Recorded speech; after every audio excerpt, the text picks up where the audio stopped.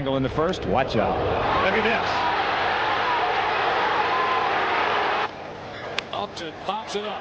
Left side, Elvis Andrus is backpedaling. He is under it. He puts it away. The Texas Rangers have won a postseason series. The Texas Rangers are American League champions.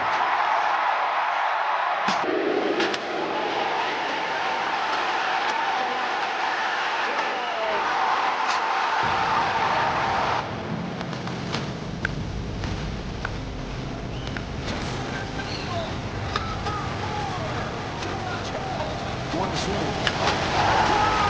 It's tied! Garcia walks into the field. This is over. He's at the wall, and the legend grows! It's Texas Rangers win the World Series!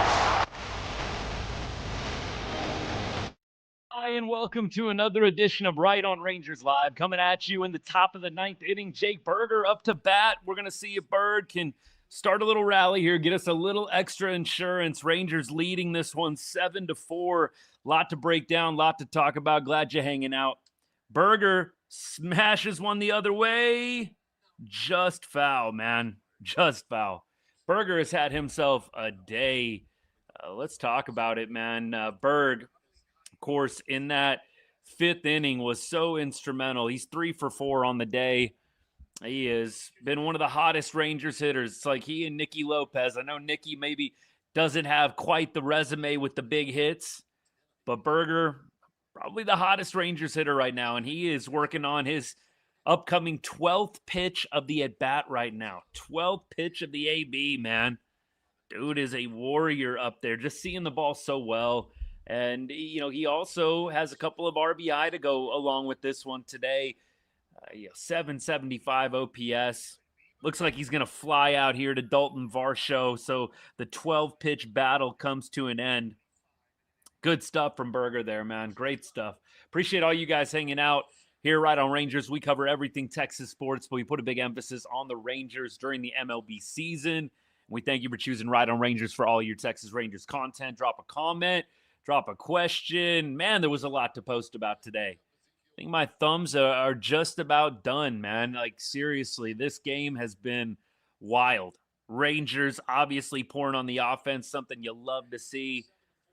And Cal freaking Quantrill. I mean, what a beautiful game from him in his home country. What more could you ask for there? I mean, I know. I would have liked to see one more inning. I don't think Cal needed to go 6 today, but man, I would have loved one more inning. I really think one inning less of Joe Ross would have been really helpful in this one. Probably wouldn't be a 7-4 game. Not trying to pile on Joe Ross. He is what he is at this point, kind of an arm you use, you know, in mop-up duty, an arm you use when the game is out of hand. It's unfortunate that he could not pitch better today, but would have loved to have seen Cal gone one more. I know a couple people rebutted and said, you know, well, he hasn't gotten stretched out much recently. I mean, look, he's thrown as many as 70, I think 75 pitches in games this year. I know it's been a while, but Cal absolutely could have gone one more inning. I don't think there's any issue there. As Zeke Duran singles to give the Rangers a runner here in the ninth inning. Zeke did not start today. An interesting move, in my opinion, from Skip. Just, you know, Zeke, I know, has been a little cold, but he went multi-hit last night. You just kind of figure he probably would have been a good guy to throw in the mix. He gets another hit now. Alejandro Osuna is up. Kind of got a cheap hit Osuna did last time up to bat, but man, the first one that he got was not a cheapie, man. That was a clutch RBI, 2 RBI single that really helped give the Rangers some separation in this one. Look, I've said it. Jake Burger is the most clutch right-handed bat we have right now. Look, that is something that you can confirm with statistics. Something 1,000% you can confirm with stats. You look at his late, you look at his clutch, you look at a lot of different stats when the game's on the line. Burger's number 1. And then look, with Osuna, most clutch lefty bat we have, Alejandro Osuna. I believe we got a catcher's interference challenge here.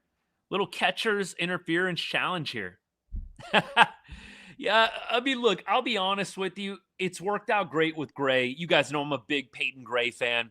They should have pitched him last night. I mean, this is going to get twisted and warped to, yeah, Skip playing 5D chess. Y'all, come on now. You could have thrown Peyton Gray last night with a 5-run lead. You didn't need to do it. And then you could have had Junis and Latz available today. So look, for me, I'm definitely happy it worked out. I always had this belief in Peyton Gray.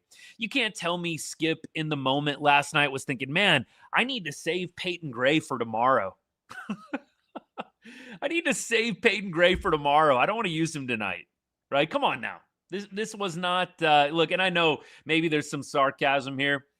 In fact, I know there is. My guy, you're awesome. Come on now. Skip is not thinking last night, man, I got to save Peyton Gray for tomorrow. Come on, dude. No, you were managing from a place of fear. You didn't want to lose the game last night, 5-0. You didn't really trust anybody in a big spot late, except for Junis and Latz. And look, today, Peyton Gray shows you that he is trustworthy in high leverage.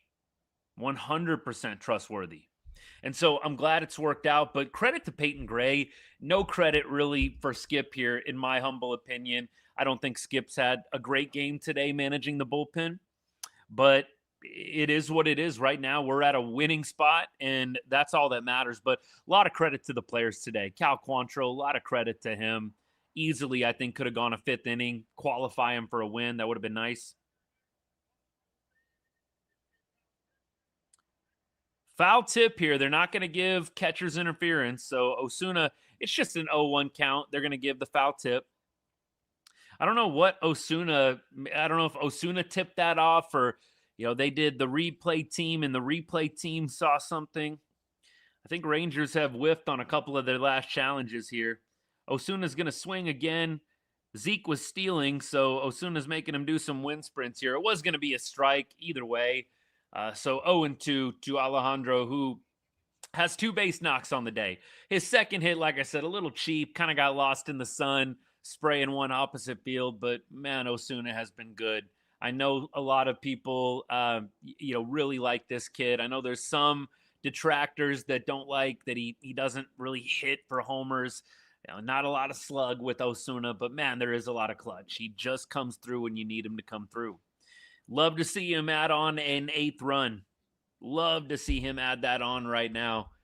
That would be phenomenal. What I'd really like is to see Osuna's first home run of 2026. Can we see that? Can we see that? That'd be nice. Tough guy in Rogers here. This angle, man, I can only speak from experience. The sidearm pitchers, I just never enjoyed facing. I know some of you guys played ball back in the day. You could probably relate. I just never liked the sidearmers, especially the submariners, like what they're having to face right now. It's just a weird angle, man. Like some guys, I remember playing with a couple of guys, loved it. Like they didn't have any issue. It was easy for them. I just never felt like I picked up the ball very well out of a sidearm, out of a submarine. I know some MLB players will tell you the same thing. It's just uncomfortable. Osuna's, by the way, is going to ground out here to first base. And we got Elias Díaz, who is up right now to bat. Díaz had a real big double. I mean, look, the right fielder probably didn't play it the best the way that he could have, but you had, nevertheless, the ball getting put in play. Díaz with a big 2 RBI double to follow up what Osuna did. That was a ton of fun, man. That 5th inning was a blast. If you didn't get a chance to watch it, you're just tuning in, just turning on the game. Go and watch that 5th inning on replay. My page will have a ton of posts about it, but definitely go and check out my highlights from that 5th inning on Twitter, on Facebook, Threads, whatever you follow, whatever app you're on most frequently. A little pickoff move to second base here, a little step off, and looks like we are going to have pitch number 3 incoming here, and it is a foul ball. Diaz got a good pitch to hit, man. Sinker right down the pipe, and just not able to straighten that one out. Rogers may not fit tomorrow, so that's good. Yeah, look, we'll see what Toronto does here. We'll see what Toronto does. It'll be interesting. Yeah, look, that is a positive. At least you get the runner over to second base. You give Diaz an opportunity here. Look, 3-run lead. I'm not going to, make this into a more dramatic situation than it needs to be. You got a 3-run lead. You're not going to use Latz or Junis anyways. This is going to be the third out of the inning. Diaz grounds out to the pitcher. I want to go back to the question from Cripple King here. Would you let Gray go out there? Look, they're not going to let him. They're going to put in Alexander right now, who's coming into the ball game. Look, I probably would have considered it, but I do know Gray is probably getting up there in terms of length. He does bat left-handed as well. Jimenez, who's coming up next, so you got the lefty-lefty matchup instantly. However, man, that changeup that Peyton Gray has, it's a filthy pitch. That changeup really is a bit of a cheat code against lefties. So I don't think Peyton Gray is your typical right-hander that just needs to get subbed out automatically against lefties. He was up there with the pitch count. That is the one thing I think you got to consider here. You don't want to burn up Peyton Gray or make him do something that is going to cause undue stress on the arm. Looks like pitch count for Gray was at 39. Yeah, so it is a good call. It's definitely a good call. I like the idea here of Alexander closing this one out. You wonder if he can just have a not strenuous ninth inning. You would think maybe you see him again tomorrow as an opener for Rocker. I hope things don't get too crazy in the ninth inning here. I'm going to knock on wood. I'm surely not trying to be the jinx. I'm going to knock on wood here. You just hope it goes pretty smooth because I think Skip may employ the opener again tomorrow. I mean, look, I've been on the record. Ride that streak, ride that heater until the wheels fall off, man. Just keep riding it. Behind the scenes, be working with Kumar on how to master and get past that first inning speed bump. But I think just like you're on a hot streak playing blackjack, man, just keep on playing. Keep on playing the hands until you finally lose or you bust, and then you pivot. You get up from the table and you do something different. So that's where I'm at with the opener thing. I don't think it needs to be a long-term strategy, but I'd use it until the wheels fall off. And behind the scenes, I would be working as hard as I possibly could to get Kumar back to a place where he can feel dominant in the first inning again. Right now, that's not the case. Yeah, I don't think they're going to be putting out Santos unless it is a 6-7+ run lead either direction. I did see Osuna posting. He posted his brother pitching in Japan on Instagram. And I didn't even realize that Roberto Osuna was still throwing. I mean, look, I don't know how he's doing in Japan. Now, look, Roberto Osuna, a little bit of a polarizing figure. I think some of you guys may remember some of the issues that he ran into. Not sure exactly what all happened with the legal stuff, but I do believe Alejandro Osuna's brother did do some time suspended. I forget what the exact context was, but man, Rangers do need bullpen help. Let's just go ahead and put that out there right now. Yes, they need some bullpen help. Yeah, the relievers are exhausted. I'm glad that they're limping through and maybe going to win a series today. And look, tomorrow, I'm not saying that you throw in the towel, but you really have the pressure off tomorrow if you can win. Right? If you can get this series wrapped up today, you feel a lot less pressure tomorrow to be burning the big guns. If they win today, I would probably strongly consider leaving Latz and Junis down for another day. I'd probably give them Sunday as well. I don't know what the makeup is going to be. It might not work out, but I'd probably be tossing Cole Winn. I'd probably see if you can get Alexander, obviously Rocker. I know Cole Winn is clearly a guy that's been a little bit up and down, but I'd be throwing potentially Winn, Alexander, Rocker, and Santos. See if those guys can get you across the finish line. Ross, I know he labored a little bit, but they may see, can we possibly give Junis and Latz a second day off? It might be too greedy. It might be too much to ask for, but I'd be considering it. Alexander's going to get the first out of the inning here. Oh, geez. Jeez, Tyler. My freaking goodness, buddy. Making Berger earn his pay over there at first base. Good Lord. Whew. Yeah, seriously. Backstick's like, dude, you can run it over. That was almost bad, man. Did he bounce that? He bounced that. Jeez. What an awkward throw, too. He was throwing with his left as the lead, man. Did you guys pick that up? His lead, he threw with his left foot as the lead, man. That was just an awkward throw. Man, I know guys that always, they just routinely, man, comebacker, they would sprint over to first base and do the flip. I didn't pitch much in my playing career, but that's what I would do. I would not really love doing that, set plant throw. I liked if you got that comebacker, you get it, you jog over, you do the underhand flip, and you're good. All right, we got Urias pinch hitting here. Pop up. Stay in.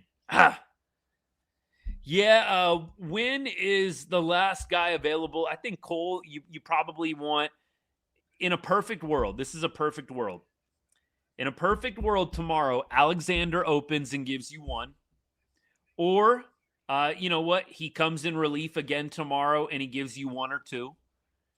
Rocker gives you 6. Cole Winn closes out the game and pitches the last 2. So I think if you can get 6 out of Rocker tomorrow, 1 out of Alexander, and ask Cole Winn to go 2, that could be really, really ideal. I'm not saying it's going to go well. I'm not saying it's going to be perfect, but I do think if you're mapping it out tomorrow, you want Cole Winn giving you 2 innings, and you're hoping Alexander can give you 1 or 2 as well. Rock hopefully can give you 5 or 6. That would be preferable. All right, we got a 2-2 count right now. Tyler Alexander is on to face the Blue Jays top of the order. Lucas, he is 2 for 3 on the day, but he's going to be pinch hit for Urias here.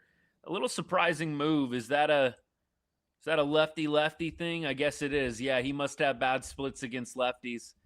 Let's see if I can figure it out. Lucas, the leadoff hitter for the Jays today, against lefties, he's batting 125 with a 375 OPS. Okay. That's kind of Evan Carter type numbers there, not to knock on Evan. Urias is going to line one to center. Osuna's there, makes the catch, 2 down. Alexander gets 2 quick outs. He is going to have to deal with Vladdy Guerrero, who's 0 for 4 on the day with the strikeout. Vladdy, just a 708 OPS, 272 average. We know, man, this guy can get hot at any time. Not going to take him for granted. When open, it might be interesting. You know what? I don't really have a big, strong preference. Love talking about this. I don't have a big, strong preference on, who opens. I think Rock has got to give you 5 or 6 tomorrow. I'd be good with Winn opening, potentially Alexander closing. I just don't know how comfortable Cole Winn is in that role. Alexander has done it. I don't think Cole Winn has ever opened. And so that would be my only pushback on Cole Winn opening. I just don't know if he's got the experience you want to have success there. Here's the pitch. Alexander delivers. And we got a ground ball. Young fields it, fires over to first. Vladdy is taken care of. The Rangers win. Hello, win column. Cue the I Like Texas music. The Rangers have won a 4-game series. They take the first 3 games from the Blue Jays. Never a doubt. In each game, they build strong leads. 6-run lead in both the first and third game. Blue Jays fight back. They score 2 runs in both the 5th and the 6th inning to make it interesting. But Peyton Gray and Cal Quantrill, man, I got to give those 2 guys from the pitching side player of the game. Peyton Gray and Cal freaking Quantrill, man. Clutch today. Cal Quantrill, 5 strikeouts. Incredible stuff from him. And then Peyton Gray, 2 1/3. He gets a number of strikeouts as well. Those two guys, huge on a day when you didn't have Junis and you didn't have Latz. Incredible. I don't think we can emphasize the performance of those two guys enough. You needed a game like this from Cal Quantrill. Again, I would have loved to have seen Cal gone 5 and qualify for the win. I know that he has not been stretched out a lot lately, but I think he was at 55 pitches. I think you could have got 65 out of him today. You could have at least seen if he could have got you through that 5th inning. You might have been able to avoid a lot of the nonsense with Alstrom and Ross before you got to Peyton Gray. It all worked out. I mean, it all did. But nevertheless, Peyton Gray coming in and giving you that performance. He struck out the side for the first time in his career. First time in his career, Peyton Gray strikes out the side. Kind of pissed me off, and Dave, I know, can't do it all, but, Dave Raymond, man, just, going on about some story, man. Peyton Gray strikes out the side. I mean, this is a big game, man. He strikes out the side, and he does it for the first time in his MLB career, and you never would have known. It's just frustrating. I wonder what the radio call was like. I don't know if any of y'all were listening to the radio call. Was the radio call any better on that 7th inning where Peyton Gray strikes out the side? I mean, that's the first time he's done that. I was looking at his game log. The first time he struck out the side in his MLB career, and it couldn't have come at a bigger time. I mean, these are big games. We talked about, and I don't think we need to walk this back, we talked about coming into this series, the season was kind of on the line. And I agree with that. You guys know, of course, there are times where I can be reactionary, knee-jerk, prisoner of the moment. But if the Rangers would have lost this series, you don't have a ton of hope. You have a little because the AL is not good right now, but you don't have a ton. You really don't. I mean, you would have been probably, 5 or 6 games below 500 if my math serves me correctly, if you would have lost this series. This was a huge freaking series, and the Rangers, you got to give them a lot of credit. They have hung on in some of these games. Blue Jays, resilient bunch, have fought back. Rangers have held them off. Winning the first 3 here is no small feat. And you know what? Tomorrow, you'd love to win a game. You'd love to sweep a 4-game set in Toronto. Man, that would be impressive. But pressure totally off for tomorrow, in my humble opinion. Pressure totally off. Like if you win tomorrow, outstanding.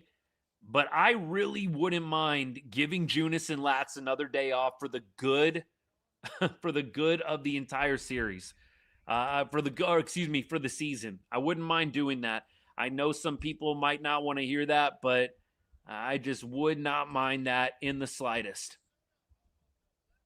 That would absolutely be nice if we could get a rest day tomorrow. I know a lot of you guys probably want to see the Rangers get back to 500 tomorrow. I totally understand. I'm not cheering for a loss. But a part of me, from a managerial perspective, do you go ahead and give Latz and Junis another day? You've won the series. It's a long rest of the season.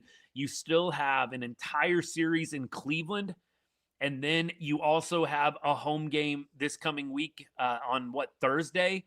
You have Friday off, so you still have 4 more games in a row. I just don't know if you want to continue to tax your top arms. You won a series here. You did your job. If you can get away without throwing Junis and Latz tomorrow, I do think that is the way to go. We'll see what happens. That would be my preference. I don't know if they're going to be able to do it. I do think you might be able to get the job done with a trio of Rocker, Alexander, and Cole Winn tomorrow. I mean, at some point, you've got to throw Cole Winn. There's a lot of different things that you can do, but it would be nice if Cole Winn could give you multiple tomorrow. Tyler Alexander gives you 1 or 2. Rock gives you 5 or 6. Yeah, look, I know some of you guys are on that page too. I know some of you guys want to see him go get a series win. I don't think Baumler's close at all. Collier and Teodo are pitching pretty well down at AAA. Teodo still getting into some trouble with the free passes. Collier, same thing. But Collier had a nice outing a couple of nights ago.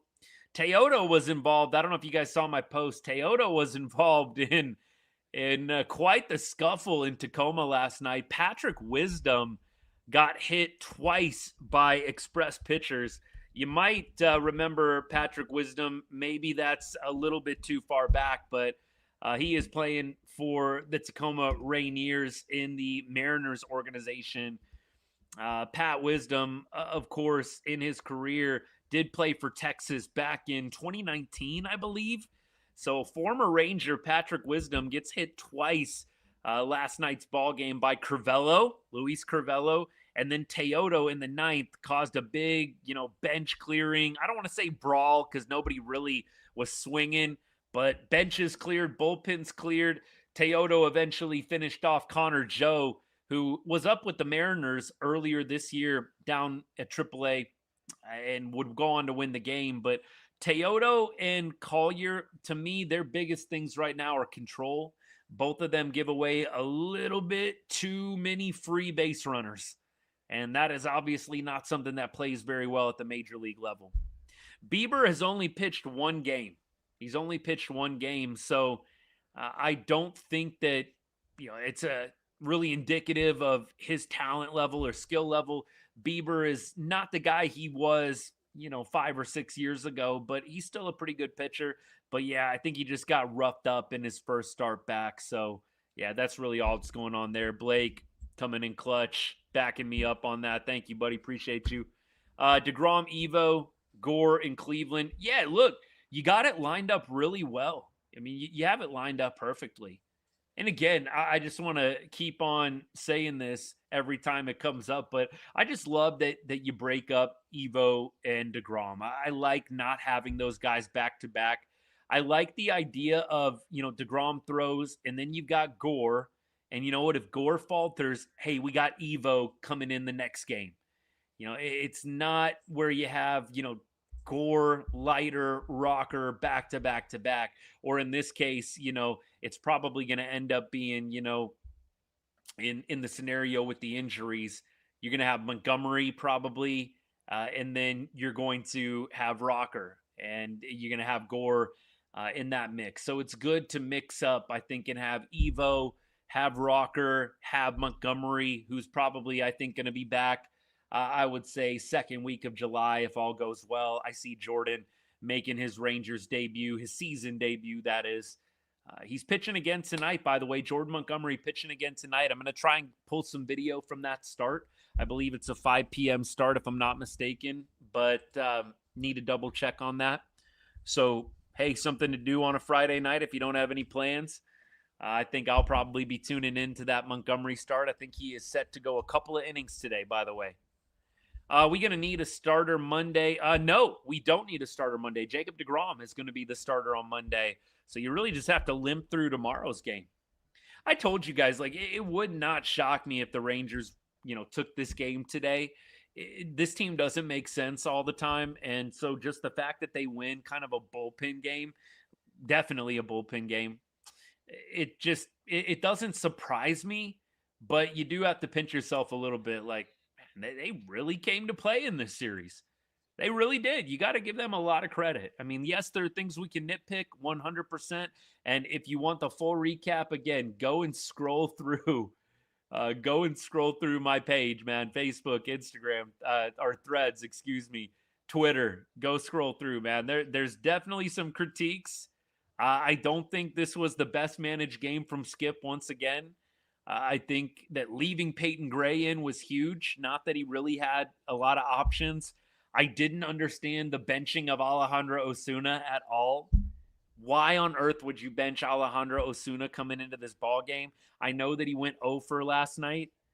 Benching Osuna continues to make no sense to me against right-handers.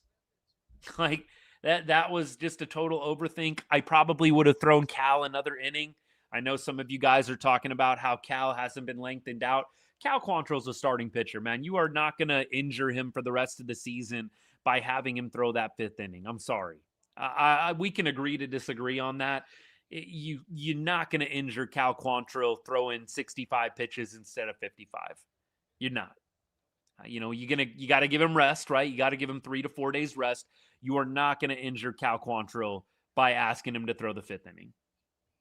I will go back and forth with you, but we are ultimately going to have to agree to disagree on that. If you feel like, man, that was the right call there. Cal was rolling. He had just struck out the side in the 4th inning. It was looking easy. It was not looking difficult. And there is a difference between, laborious, strenuous pitches. Cal was free and easy in that 4th inning, man. Dude was not laboring. He wasn't. He 100% was cruising. And so that's why I leave him in. Now, if he's laboring, if it's a tough 4th inning there, possibly. But I think they should have left him in. Could have avoided a lot of the nonsense with Alstrom and Ross. I think you were going to have to throw Alstrom and Ross at some point. But you could have at least, I think, gotten to that 5th and had less outs for the bullpen to cover.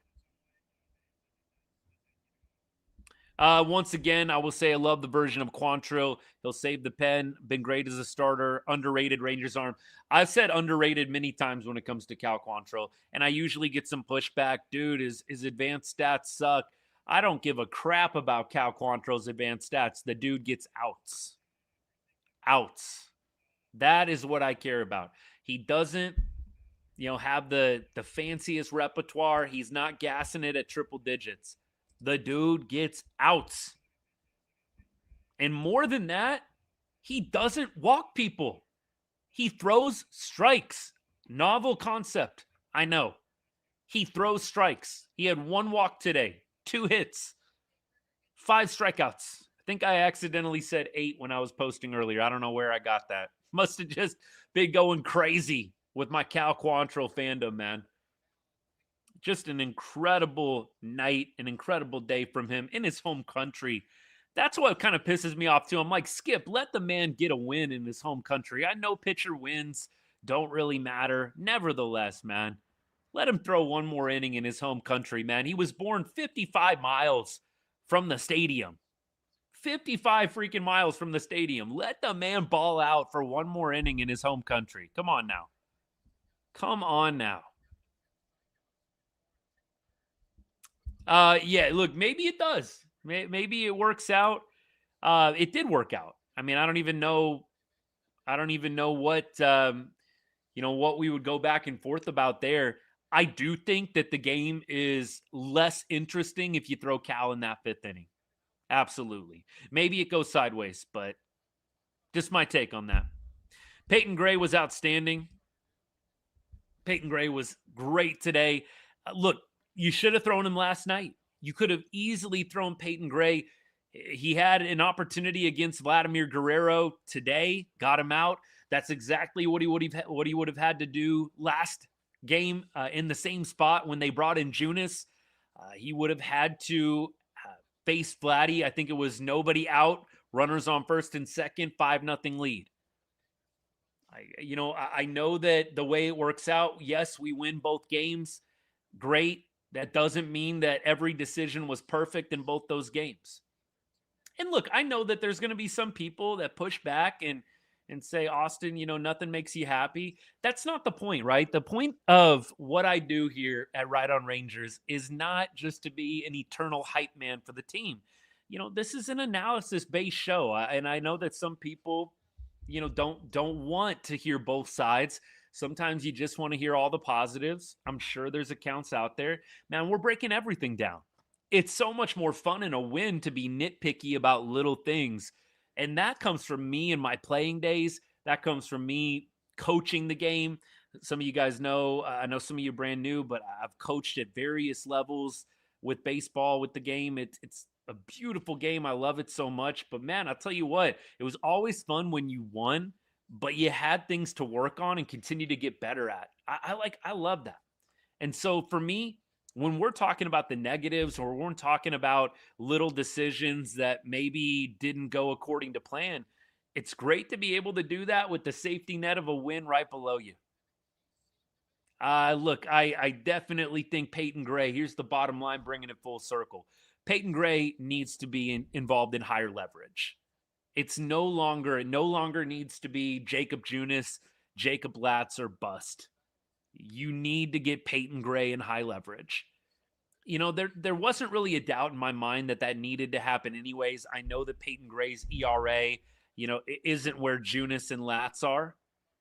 I mean, I think Peyton Gray's had some different circumstances than the two of them, but I do think Peyton Gray needs to be utilized in more high leverage.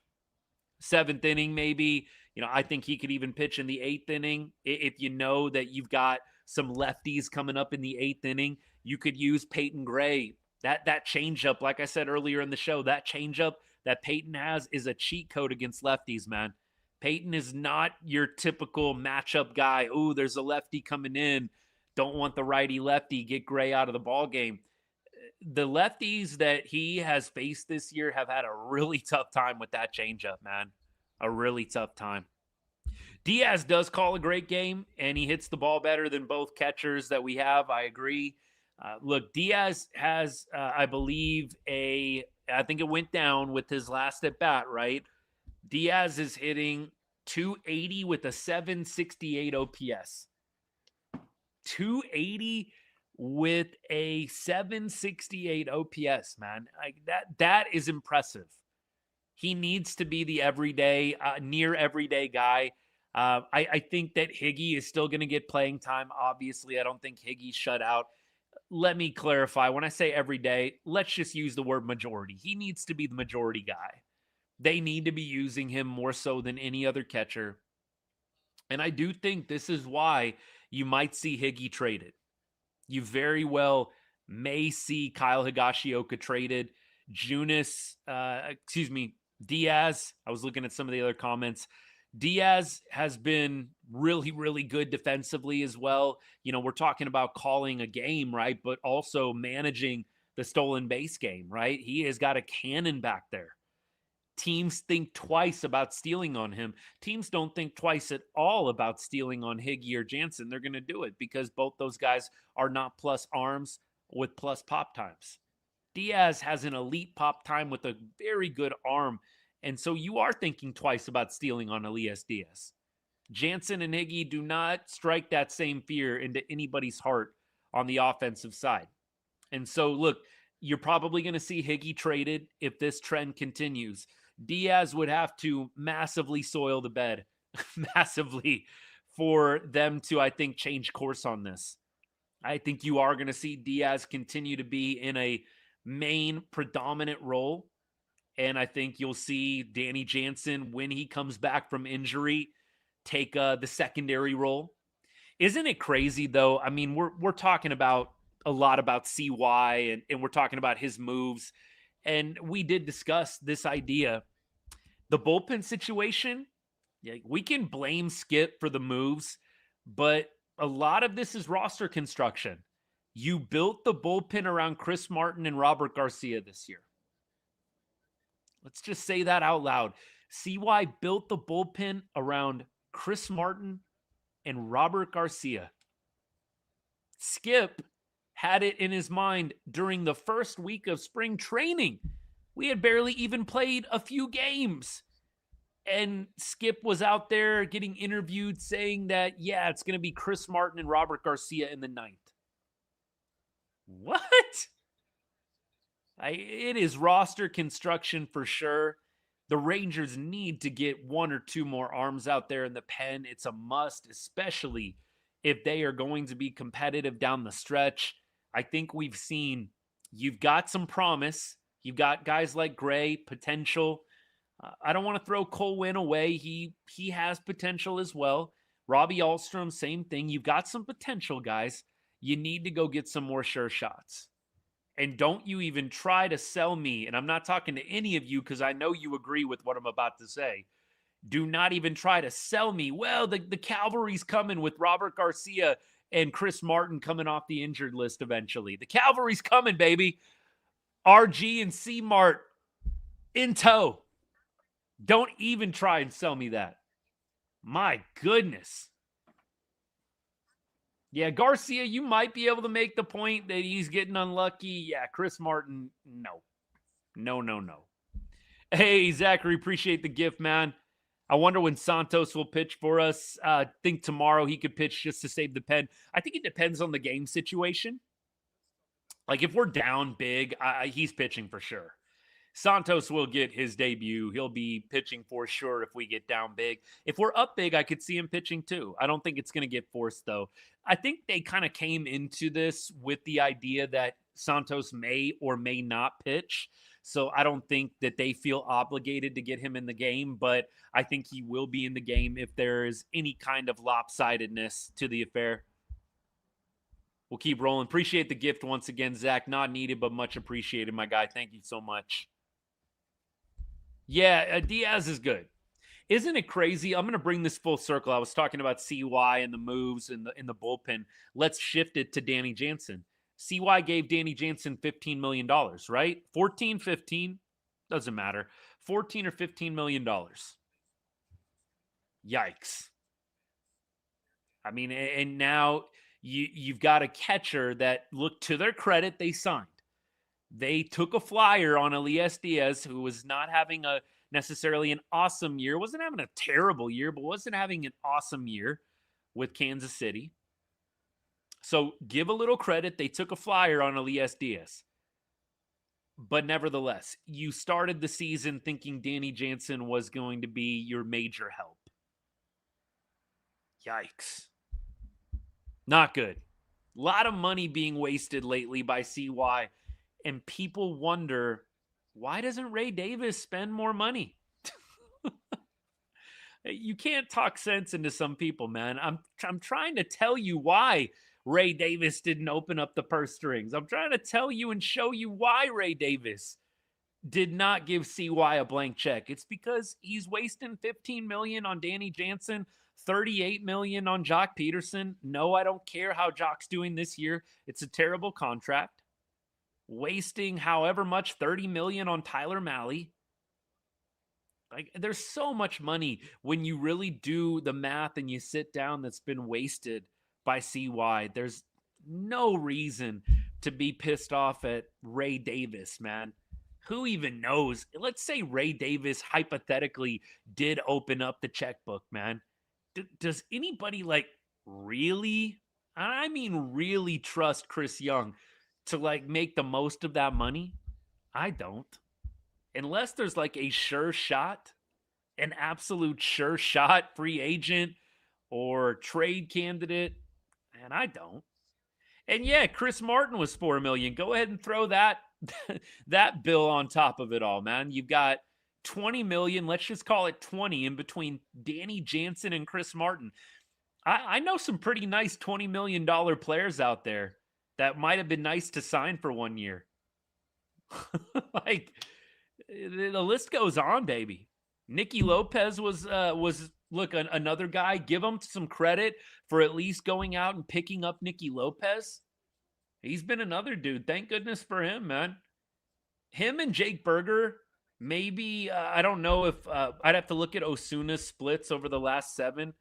Yeah, they're pretty good. Osuna, 292 average over his last 7. Berger, Nicky Lopez, Jake Berger, Nicky Lopez, Osuna feel like the hottest hitters on the team right now. Josh Young, man, he was in a brutal 0 for 20. He finally breaks out of that with the double there at the end of the game. Man, right on Rangers, man. We are undefeated.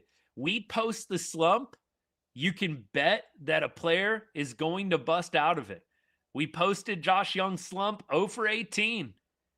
Then he went 0 for 19. Then he went 0 for 20. But he finally, on the third try, after we posted about the slump, on the third try, he gets the base knock. Josh Young, the fall off with the defense, though, does need to be studied. I know some people, every time I post about Josh Young's defense, don't want to hear it because he's been pretty good offensively this year, obviously. The defense has been bad this year. Josh Young is league worst in DRS among third basemen. League worst. He's cost the Rangers, I believe, 9 runs. And that leads by, I think, multiple DRS. I think the next closest guy's at -7. Josh Young's at -9.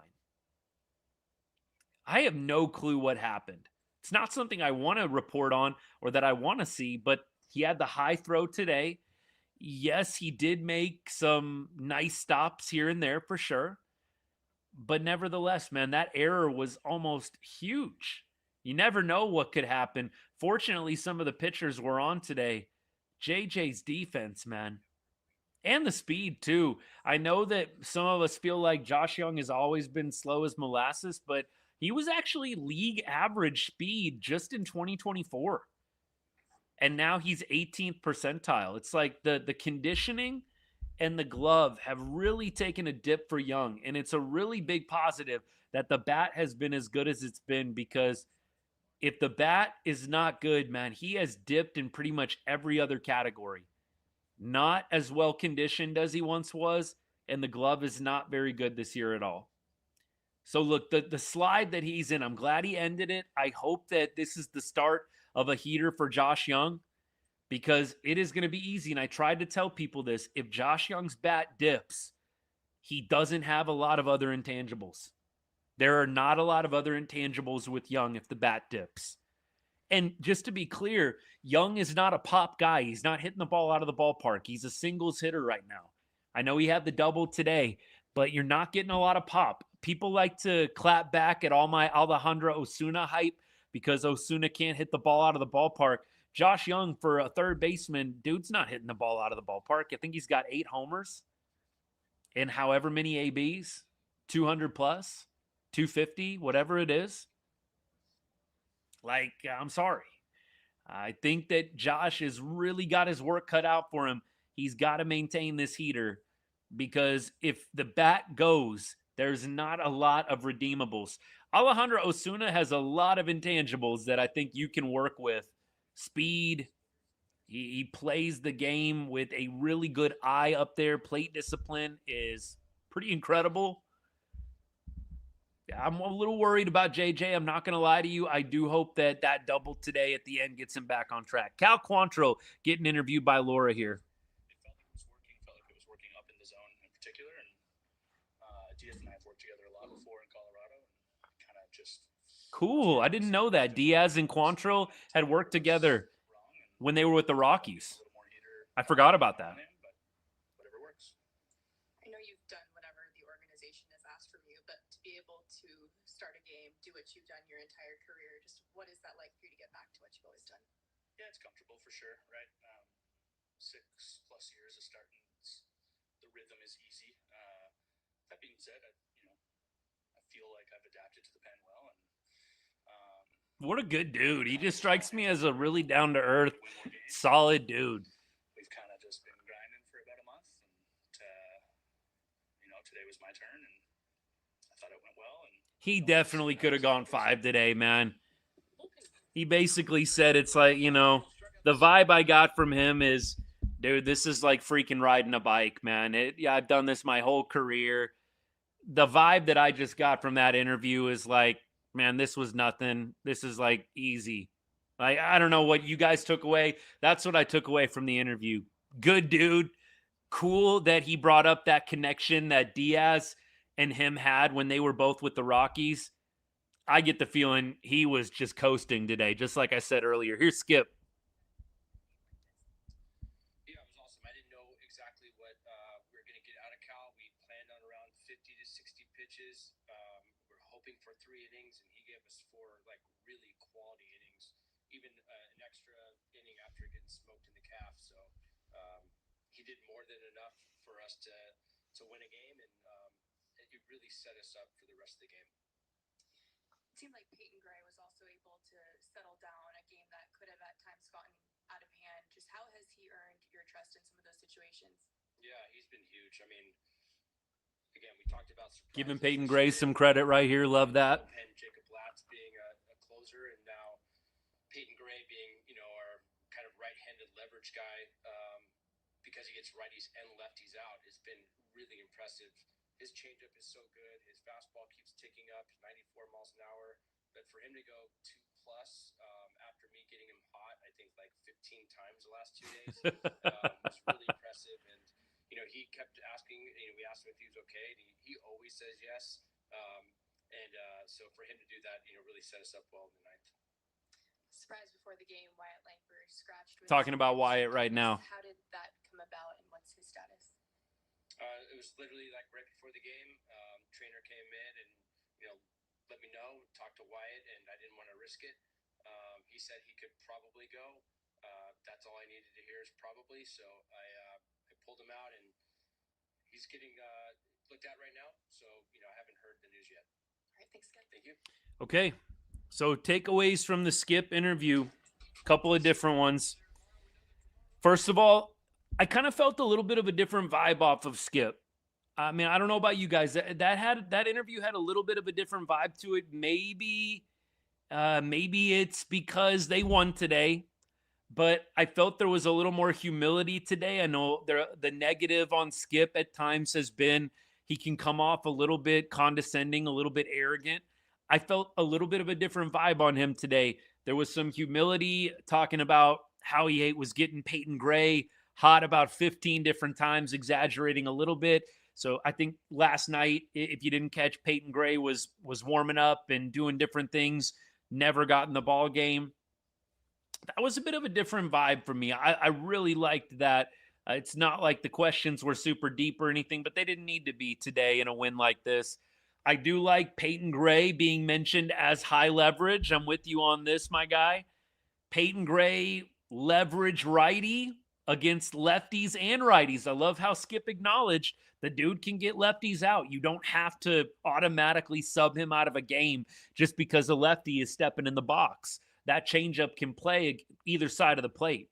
Good stuff. Wyatt Langford, clearly disappointing that Wyatt gets scratched here. You just are feeling like everybody's getting back healthy, and then you've got the news coming down about Wyatt right before game time, man. Just not ideal. Look, I'll be real with you guys, and I saw this happen a number of times yesterday. We actually talked about it a little bit on the show yesterday too. Wyatt, man, he plays the game with such aggression. He's going 100%, and you love that. You really do. As a fan, you don't see guys going all out, I mean, across the board. And that is one thing you really appreciate about Wyatt Langford.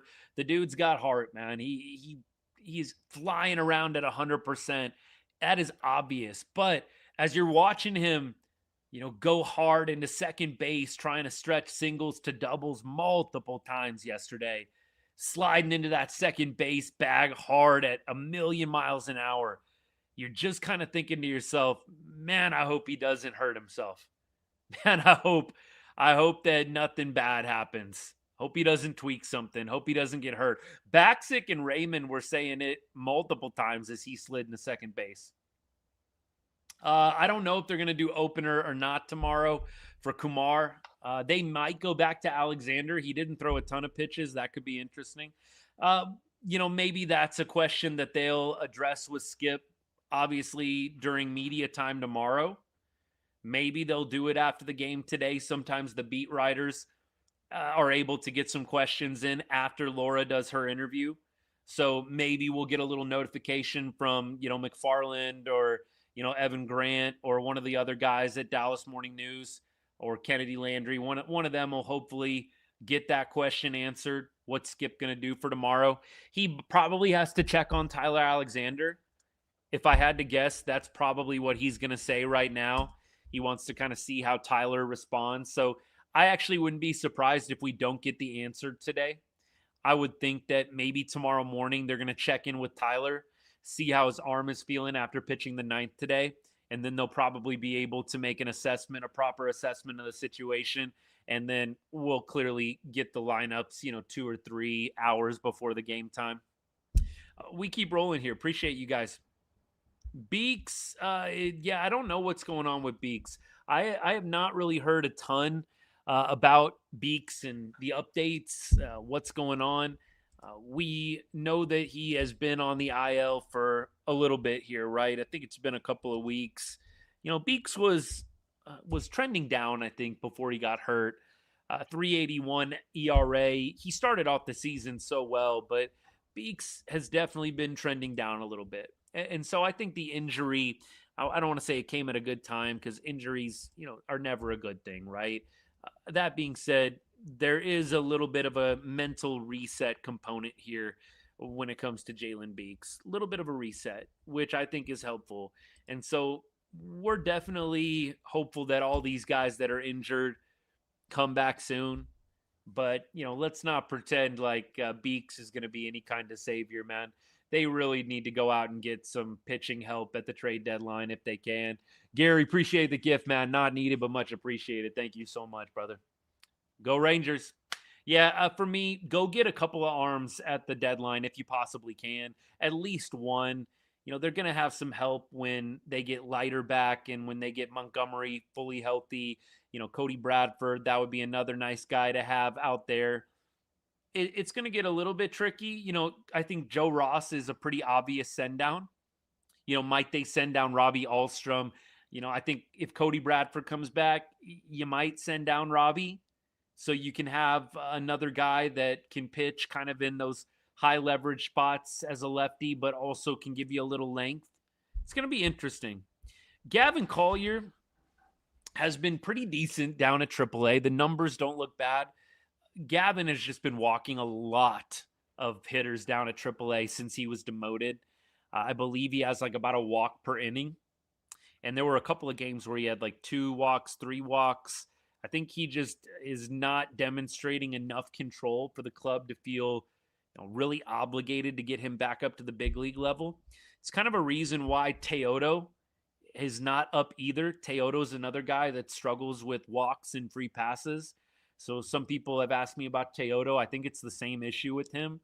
If you're not able to control, down at the AAA level, it's not going to get a lot better when you get up to the major leagues and you have even more pressure. Like, it's just not. Okay. How about Chapman and Contreras from the Red Sox in a trade? Wouldn't mind it. Not ready to write Beeks off. Yeah, I don't know if I'm writing him off so much as I'm cautioning, Jalen Beeks coming back is like going to be some game changer. Like, is he maybe a little bit better at this point than what Robbie Alstrom is going to give you? Yeah, I think that you could make that conclusion. Yeah. Is he coming back as some lights out lefty? No, he was kind of trending down before the injury. Maybe there's an argument there that that's because he was injured. Maybe that's the reason he was trending down. But I don't know. For me, I think that you're going to need some help outside of the organization. That feels like the most natural conclusion here. Beeks, by the way, obviously veteran presence. I think you like that most. He's been around the league once or twice. But can't say with the Jalen Beeks signing that I ever felt like it was going to be monumentous. Hope he proves me wrong. I hope he comes back and, throws a bunch of zeros for the rest of the year. That'd be great. All right, let's keep going. Chapman in a trade is, I think, what we're talking about. Like, could you get Chapman and maybe Contreras in a trade from the Red Sox? That would be a big swing for CY. I don't know if that's going to happen. Bormia, yeah. Look, he's got the upper digits. He's got the triple digit stuff. The walks I did notice on Bormia are down 2. He is an interesting arm. That's the thing, man. You just cannot have a dude that can't control it in the minor leagues come up to the major leagues. It just gets really interesting. Yeah, Leiter, I agree. The reset for Lights is definitely something that you can kind of see as the silver lining for the injury. Maybe it'll be the same thing for Jalen Beeks. Good to see you, man. Love you. Let's keep on rolling. Hopefully Langford doesn't miss too much. Yeah, I'm not going to be surprised either way with Wyatt Langford. He might need a day or two. He might need an IL stint. Nothing is going to shock me when it comes to Langford. Has it been 3 seasons since the Rangers won a 4-game series? That's a great question. I don't know the answer off the top of my head. Look, it doesn't feel like we've won a lot of 4-game series. Swept. I feel like maybe one we have, but maybe not. I don't know. Was that on the broadcast or something? Did I miss that? I mean, sweep a 4-game series feels like it's been a while. Man, it feels like we've won a 4-game series at some point in the last 3 years, but maybe not. Maybe not. Why wouldn't CY take a big swing on a veteran lefty and a big-time right-handed bat? Well, I think the biggest reason I feel a little pessimistic that that's going to happen, we just haven't seen CY go out and get that big bat. We have never seen him really make a trade at the deadline for that big bat, right? I mean, we saw him obviously go out and make trades for, depth basically. But I don't want to be like disrespectful and say bench players, but let's call it depth. I think you've seen CY go get those types, right? We got, Carson Kelly, which obviously he's not looking like depth right now. Carson Kelly past couple of years has been an above average catcher, that's for sure.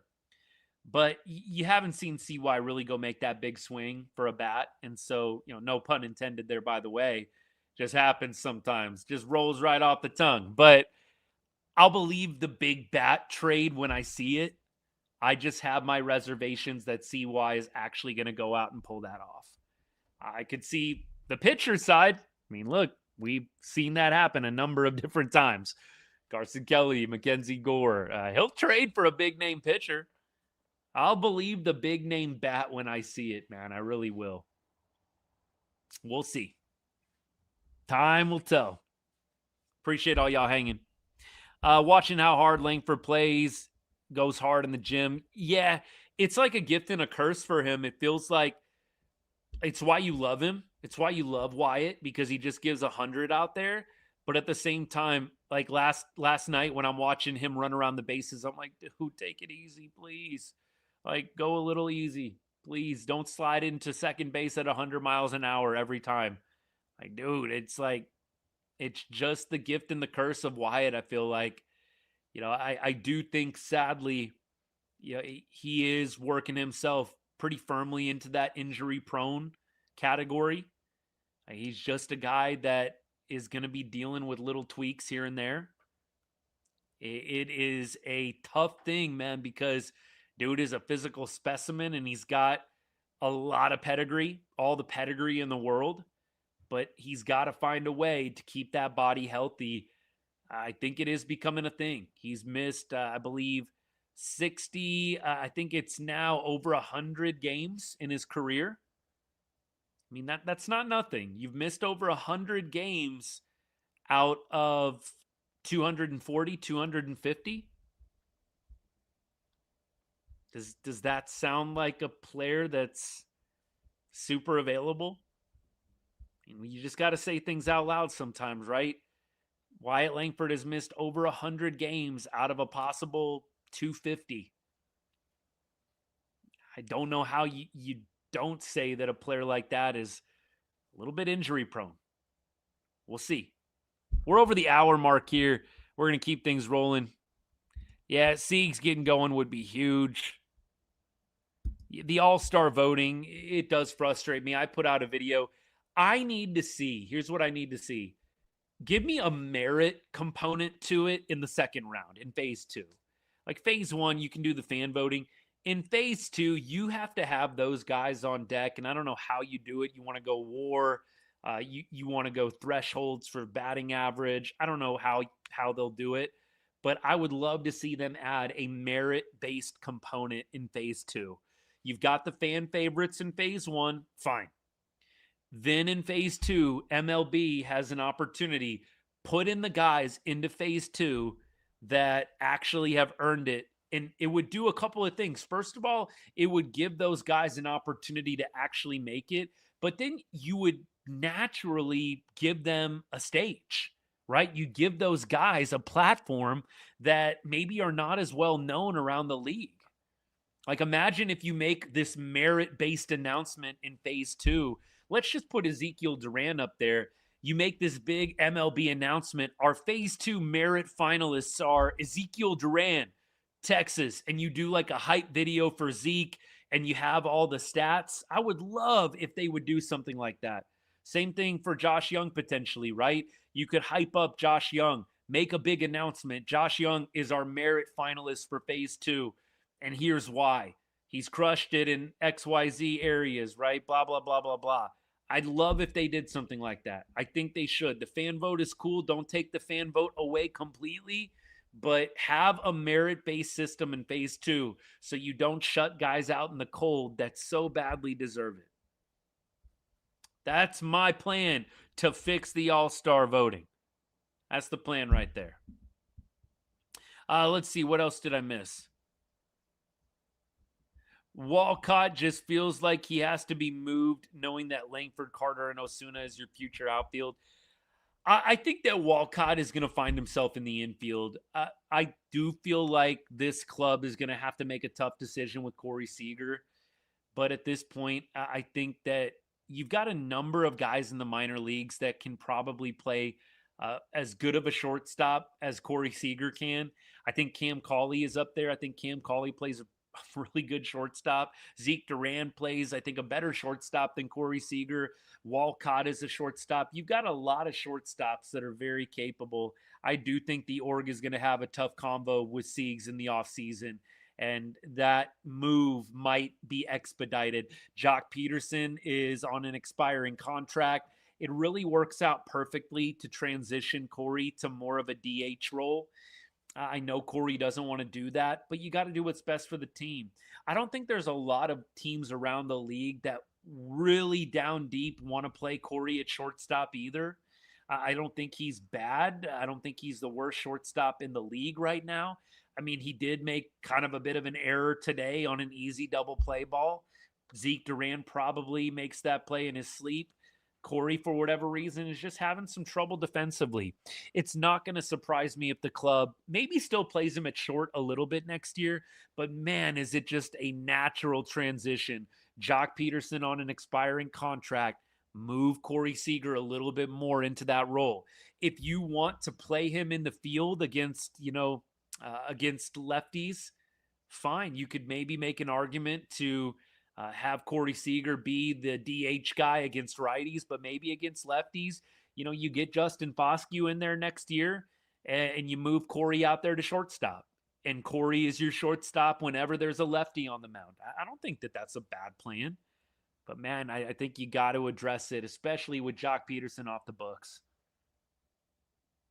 Seager has to go. We are not a contender. I think Seager might. But by the way, appreciate you, my guy. Thanks so much.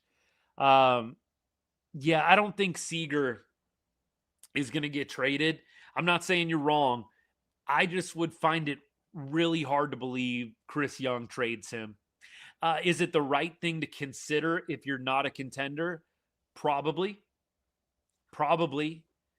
But do I think the front office is actually going to pull the trigger on that? I'm a little skeptical. I know there's a lot of fans that do feel the exact same way as you. And I kicked it around in my head at times too. I just don't see the front office, the ownership in tandem willing to make that move. I don't think CY is even going to get rid of any of the pitchers. I think he might sell some of the expiring contracts. I think he'll do his homework on Kyle Higashioka and Jock Peterson, even if they're in a winning position, if you will, or one game out of a wild card, no games out, whatever. I do think that you will at least try and trade or see what you can get for some of the guys who are not going to be with the club next year based on contract. Yeah, I do think what I agree with 1,000% here, my guy. Appreciate all the comments today. Grateful. We're headed for a rebuild is the comment. I know all of y'all on YouTube and X and Facebook, Instagram can't see it, but I do think the Rangers are going to have to rebuild eventually. Unless you get a massive pop from, Langford, he stays healthy. Walcott totally takes off. Evan Carter completely rights the ship offensively. You're going to have a lot of guys step up. A lot of the young guys become dudes if you're going to avoid a rebuild, right? I do think that if the Rangers cannot get, some of these young guys really taking that legitimate next step into stardom, it is going to be very, very hard for Texas to not do a rebuild of some sort. It's going to be difficult. More on that later. We got plenty of time to talk about a rebuild, but it's going to be hard. You got to have some of those young guys really developing well. And the thing that worries you, I think, more than the offense, you guys let me know what you think about this, but what worries me more is actually the pitching side of it. You're going to really have to attract some big name pitchers in free agency, or somebody in the minor leagues is really going to have to pop as a big time starter. I mean, Jack Leiter, Kumar Rocker, you really hope they continue to take positive steps forward, but you got DeGrom and Evo both gone in 2028. You can bring back DeGrom on a really expensive 1-year deal in 2028. He has an option, so there is that. I guess you'll have to cross that bridge when you get to it. But the pitching concerns me a little bit more. We'll see what happens. I do think that this is logical, though. Comment is, B. Daddy says, after DeGrom and Evo contract, it's time to rebuild. I do think that will happen, barring, again, stardom achieved by Langford, Walcott, and, maybe Evan Carter, throw his name in the mix as well. Josh Young, does he maintain where he's at? A lot of questions. I think we might do a little bit of each. I think buying is an option. I think selling is an option, whether you're in a losing position or a winning position. Now, obviously, if you're in a losing position, you're not going to do a ton of buying, but you are going to, I think, even if you're in that, spot where you are right now, a half game out, tied for the last wild card spot, I still think the Rangers might kick the can on selling some of the players on expiring deals. Hey, be nice, man. Be nice. Evan Carter, man, we love EC. Little Savior, man, we love that guy. I know that I've had my fun with people on socials, that love Evan Carter. I love Evan Carter. But, man, I also try to be objective. There's no way that Evan Carter is a more valuable piece in your lineup right now than Alejandro Osuna. It's not going to matter. They're going to send Kelenic back down to the minors or DFA him, I guess. They can't send him back down. They're probably going to DFA Kelenic, and Carter will come back up and I'm sure start playing in center field right away. Look, Evan Carter, if they can get him right, that's huge. I'm surely not cheering for Evan Carter to continue to, be a black hole in the lineup. I'm not. I think you'd be crazy to be a diehard and be rooting for that. We're all rooting for Evan Carter to snap out of it, but until he does snap out of it, play Osuna, man. He's hot. He's the most clutch lefty bat the Rangers have right now.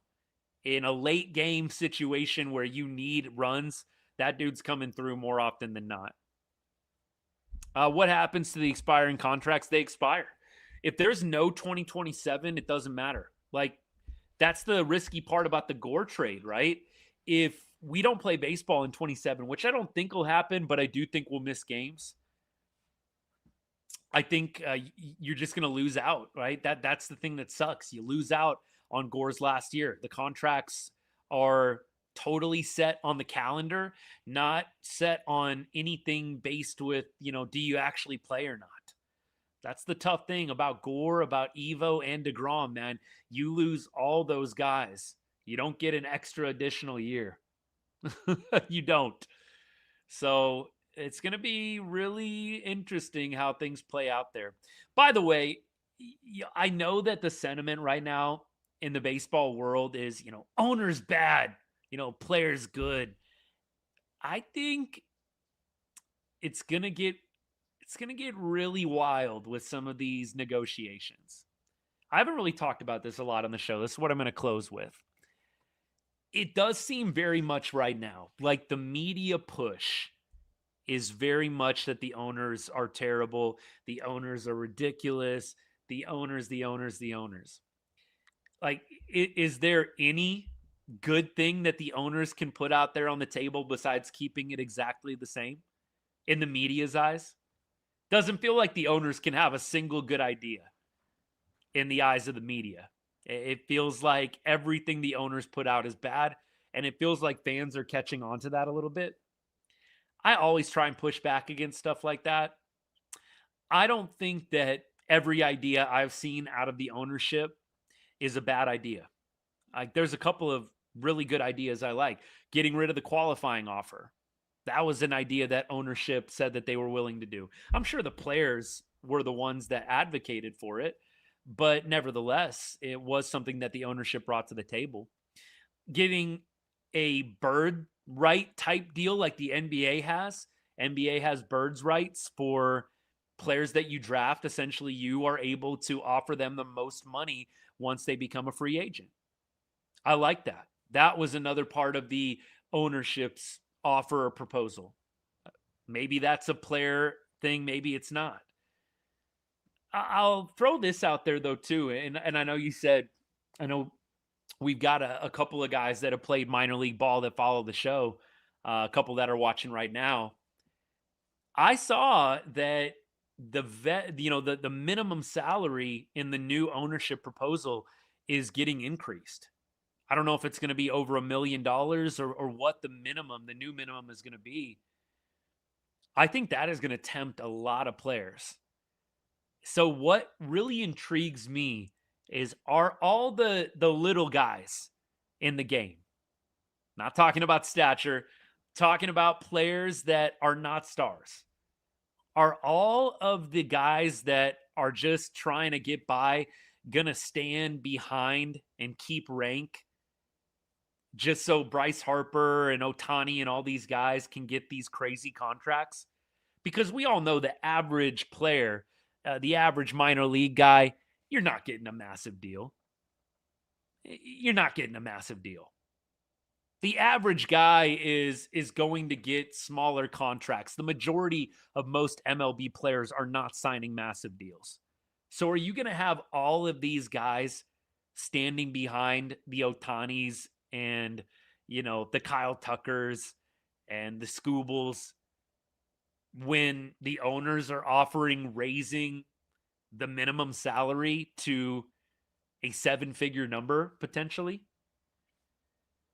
That's going to be really tempting for some of the guys that are not stars but can make a major league roster. It's going to get interesting. I know I've used that word a lot, but I would just encourage you, don't fall in with, every idea that gets thrown out there by the ownership is terrible. I think there's actually some good stuff in there. I also don't think that keeping things exactly the same is the best answer either. So, if what we're doing is the only answer is to keep it exactly the same, that's not going to happen either. Players are going to have to give a little bit here. They are. I don't think a lot of fans are on board with keep it exactly the same. The ownership should just be okay with the current setup. I don't think it's going to work that way. I think it has to be some give take on both sides. We'll see how it plays out. The new 5-year contract thing once, I actually like it. I wouldn't mind if MLB went more to an NBA style of contracts. That, like, a lot of that is very NBA-esque, right? 5-year deal, that's an NBA thing. Max contract, right? And that's why an NBA like Supermax gets thrown out a lot. And a lot of the times the Supermax can be offered by the team that drafted the player, right? Luka Doncic, right? The Mavericks had Luka's bird rights until they traded him. You could offer him the most possible money. And the player is incentivized because it was like a lot of money. It's not just like, 5-10 million. It's like, no, I'm going to be making like 40 plus or whatever it was million if I stick with my team that drafted me. That's kind of cool too. I like whatever you can do to at least give the drafting team an opportunity to keep the player in free agency. I think that's cool as well. There's a number of things that I think could be beneficial to the game. We're just going to have to see what the players actually are willing to bend on. All right, y'all. Hey, tomorrow, not really sure exactly how it's going to go with the starting pitcher situation. Might be Rocker going right out the gate. It might be something completely different. We'll see. But nevertheless, the Rangers get a big win today. They win the series against the Blue Jays, and they go into next week against the Guardians before they head back home on a pretty high note. You'd love to get the sweep tomorrow, like you really would, but a lot's been achieved. I think that you have to take a little bit of the heat off the team tomorrow. Whatever happens, don't get too low if the game doesn't go our way. I'm going in tomorrow with very reasonable expectations, and I'm hopeful that the Rangers exceed them, but you've won a series. If you can get tomorrow's game, outstanding. If the Rangers drop tomorrow's game, it's not the end of the world. You won 3 out of 4 at a place that is tough to get wins. The Blue Jays were a winning record, a winning ball club playing at Rogers Center before this series. Today, we talked about Peyton Gray. We talked about Cal Quantrill, players of the game on the pitching side. On the offensive side, I think Jake Berger has got to take the cake today. 3 for 5, 2 RBI. Look, Diaz and Osuna added a couple RBI as well. Seager had the home run. Jake Berger, I think you have got to go straight to him, man. Berger has been on one. He's batting .391 with an 1152 OPS over his last 7 games. .391, 1152 last 7. Berger has been incredible, even over his last 15 games. He is batting .327 with a .955 OPS over the last 2 weeks. Berger has been mashing. It's a big reason why the Rangers have found themselves in this good spot that they're in right now. In a playoff spot, a game below 500. Hopefully they get a dub tomorrow. If not, you can go to Cleveland, get on that plane with your head held high, having taken 3 out of 4. Appreciate all you guys hanging out. Hey, if you have not subscribed yet on YouTube, haven't followed yet on Instagram, Facebook, please hit that follow button. Same thing for TikTok. Man, this is what we do pretty much every day. I'll be live tomorrow to wrap up the series in the 8th or 9th inning once again. Probably have a video out to you guys early tomorrow morning. That's the plan. Sticking to it. Appreciate you guys hanging out, and we will see y'all soon. Have a great rest of your Saturday night. And as I always say to end every show, God bless and go Rangers.